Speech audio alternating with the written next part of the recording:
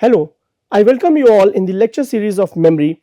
Today, we are going to have some more insight on episodic memory. In previous lecture, we discussed about the long-term memory, different types of long-term memory, and in that different type of long-term memory, we discussed about the declarative memory, non-declarative memory, and we mentioned that in this lecture, we will be talking about the non-declarative memory, episodic and semantic memory. Previously, we discussed about the distinction between the two types of memory, the different brain regions involved in episodic and semantic memory. Let me take this discussion further down the line and give you the neuropsychological evidence about the different types of memory, such as episodic memory and semantic memory, how they are handshaking and how they are distinct from each other. Now, the special case study, Casey, suffered from the extensive brain damage following a terrible motor accident. After the motor accident, this individual was able to form a new information and also been able to retrieve the long-term memory information. Casey could retrieve this information from semantic memory normally. There was no problem in the facts, figure, related information. Also, but his episodic memory was severely impaired. So, leaving the semantic memory intact, his episodic memory got impaired. If you all remember, in the case of Henry Mollison, where the medial temporal lobe was being removed because of excessive seizures and burnout, after the doctors removed this MTL, the HM was not able to form new memory, but he was able to retrieve the information.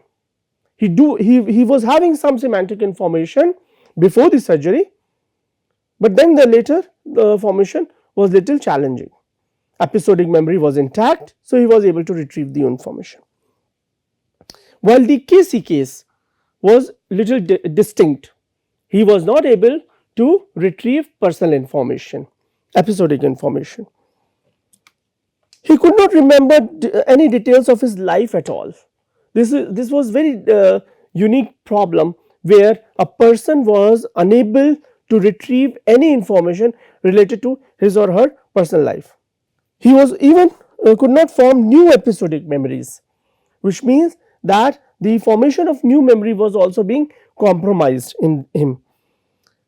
So, both the encoding, retrieval from episodic memory can so what we understand here, that the encoding and retrieval from episodic memory can occur without damaging to the semantic memory.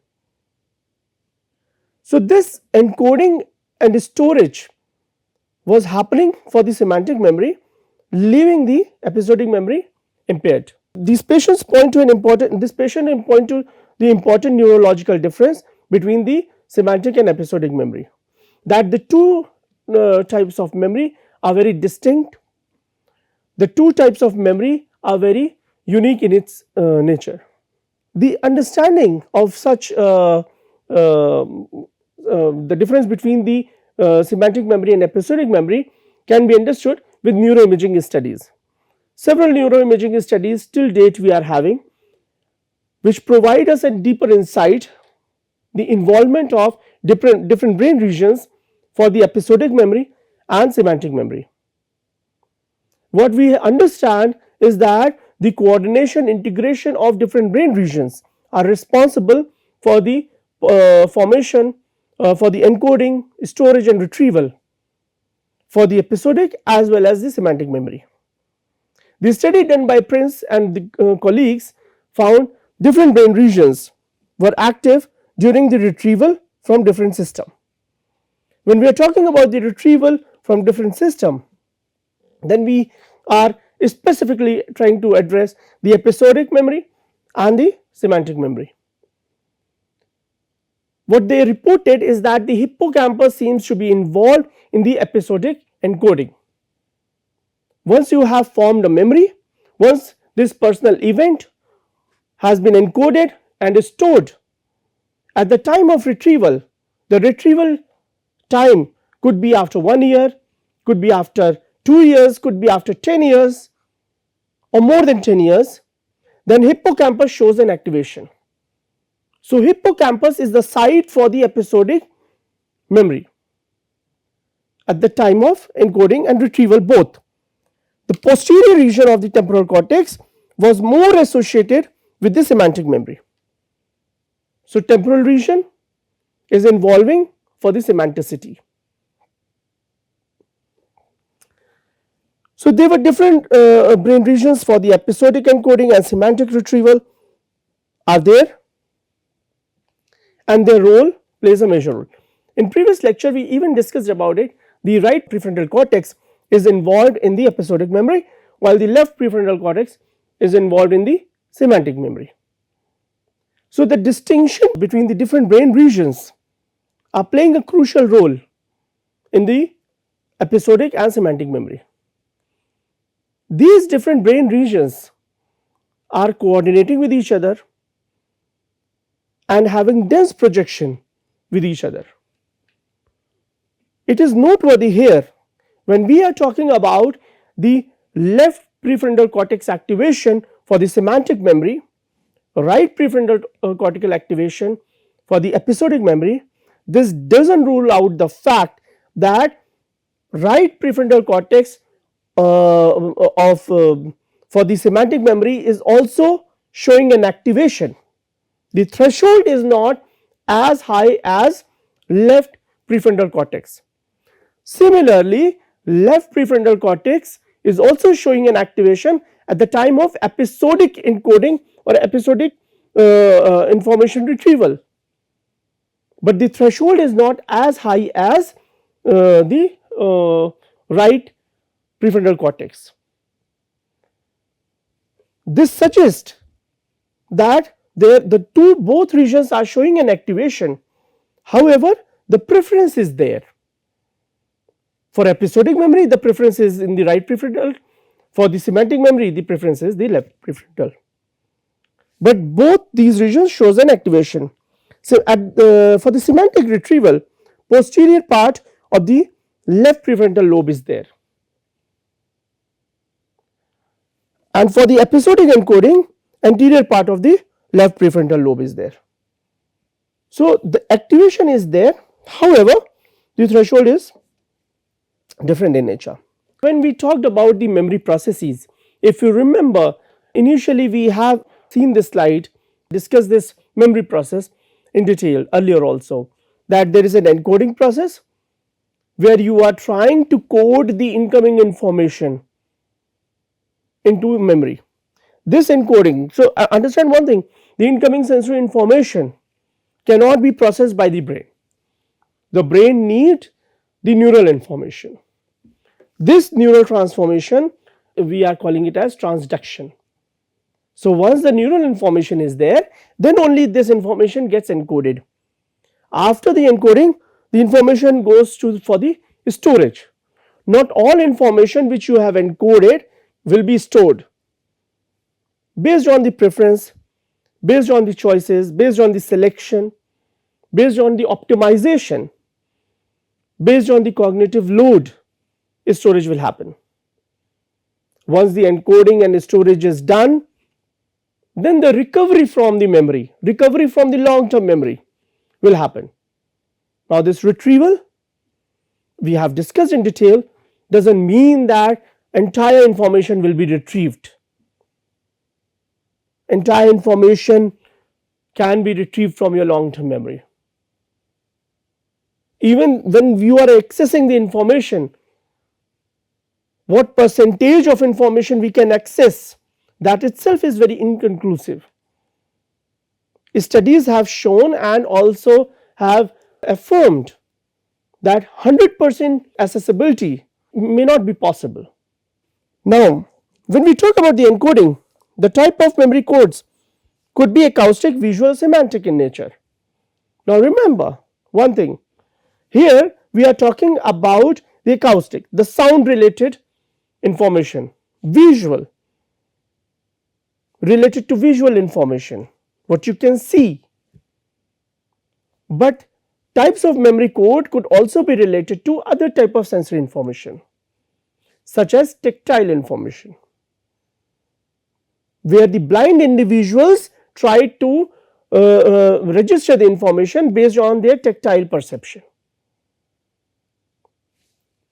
Semantic, meaningful information. Words are being coded easily, remembered fast, stored better and retrieved better in comparison to non-words or non-meaningful words. Storage, type of long-term memory. It could be episodic, procedural or semantic. Now we know when we are talking about these, procedural is the indirect memory, while the other two are the direct memories. Okay, the retrieval part, the type of retrieval. In previous lecture we have discussed in detail recall and recognition, two different types of retrieval process. Recall, where generation of memory is happening, recognition, where matching of information is happening.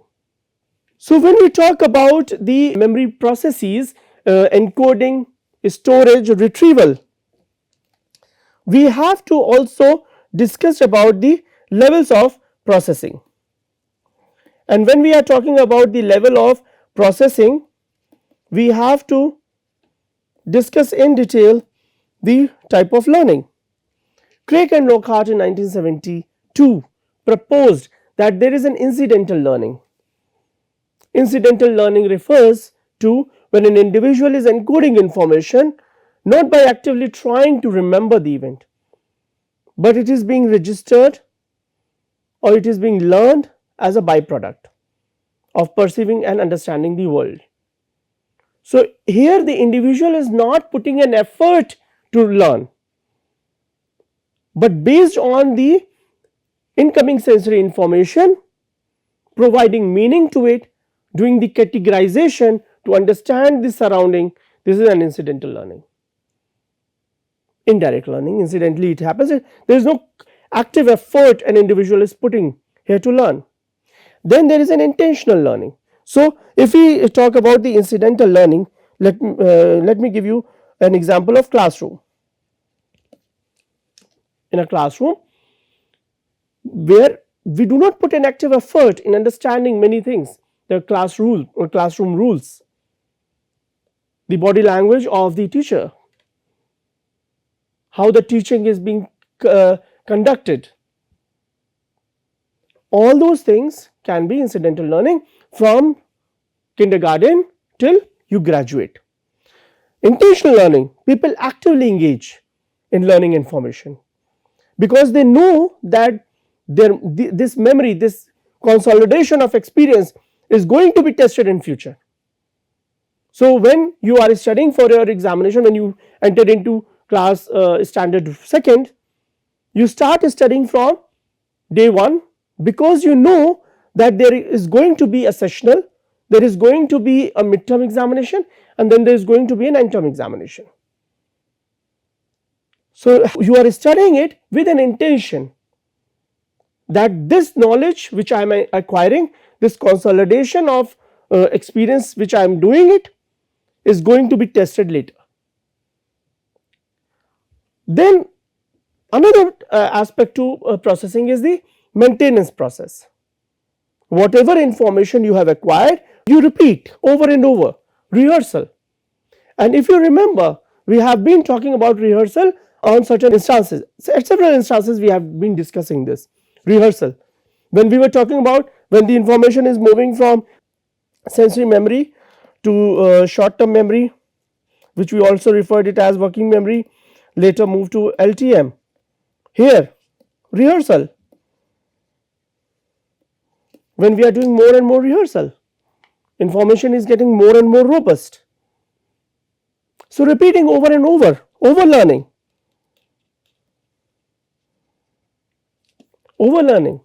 less forgetting, how to overcome the forgetting, rehearsal, benefits in that. Then there is another aspect to processing is the elaborative rehearsal, where you process the meaning of the information, where you provide more detailed information, you elaborate the information, you parse the information with details, You add some more cues related to the information which aids you in a long run. And in elaborative rehearsal, what you are doing, you are making more and more connections, neuronal connections. The interesting part was that the Crick, when he conducted this study with Lockhart, he understood that there are different forms of learning, but he wanted to understand that is this maintenance is playing a role in semanticity of the information and the episodic information, and if the answer is yes, then how shall we investigate? Moreover, if the elaborative rehearsal can lead to our deeper processing, deeper insight, in-depth understanding, and the rehearsal is superficial in nature. So, with this notion, they designed this experiment where it was very simple task. There were 3 different categories: shallow visual, shallow auditory, and meaningful. Meaningful is elaborative rehearsal. Maintenance rehearsal could be classified into these 2 parts: shallow visual and shallow auditory. So, the word was given to them, chip, and visual shallow was, does the word have any capital letter? So, participants have to say no, there is no capital letter in the word. Auditory shallow say, does the word rhyme with skip? Now, chip, skip, whip, all of them are having an auditory similarity. So, auditory shallow yes, visual shallow no, it contradicts. If we have written the chip with the capital letter, then the answer to this question would have been yes. The another part is the meaningful part. Does it fit with the following sentence? The boys were only allowed to eat 1 potato chip each. Yes. How many dash you require in, how many memory dash you require in your phone? Does it fit? The word does it fit here? Yes. How many memory chip you require in your phone? Now, what they realized is that when the shallow visual is there, the percentage of word recognized is less than 20%, and when the shallow auditory is there, then it was little higher, double than the shallow visual. But when the meaning is being involved, the percentage of recognition was approximately 80%, suggesting that elaborative rehearsal leads to deeper processing. When people are encoding the information with some meaning in it, with some more elaboration, then they are enhancing the neuronal architecture. When it is superficial in nature, when it is at surface level, only the visual information, shallow visual like this, does it have, because this is a person do not have to do deeper thinking here, they just have to superficially respond to it, yes and no questions. In that case, when the sentences do not require meaningful insight, then they are shallow, and maintenance rehearsal is enough to maintain the information. And this is what we do, maintenance rehearsal, something which we have acquired in our working memory, we do the rehearsal, we are just maintaining the information whatever we have learned. But if we have to elaborate the learned information, we may tend to add more and more information, then we may have to spend more time in thinking. As a result, the retrieval of the elaborative rehearsal or the meaningful information will be more, while the retrieval for the visual, shallow visual and shallow auditory seems to be having lesser than the meaningful. So, the hypothesis of Craik and Chelving was correct, and they proved it that elaborative rehearsal requires deeper insight. Let me summarize this lecture here. Neuropsychological evidence about the episodic memory and semantic memory we studied in this lecture. Different parts of the brain coming together, integration is happening, and they are contributing in the formation of semantic memory and episodic memory. Now, it is important for us to know that when we say the episodic memory is showing an activation in right prefrontal cortex, this does not rule out the fact, this does not suggest that the left prefrontal cortex is not showing an activation for episodic memory. It is showing an activation, but the activation is not reaching the threshold.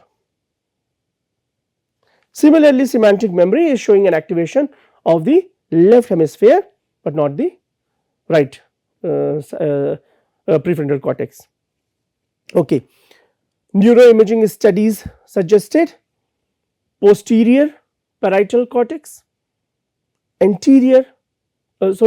posterior frontal cortex and anterior frontal cortex playing a role in episodic memory and semantic memory accordingly. We even understood the role of medial temporal lobe in memory processes. Memory processes where we are talking about the encoding, storage, retrieval.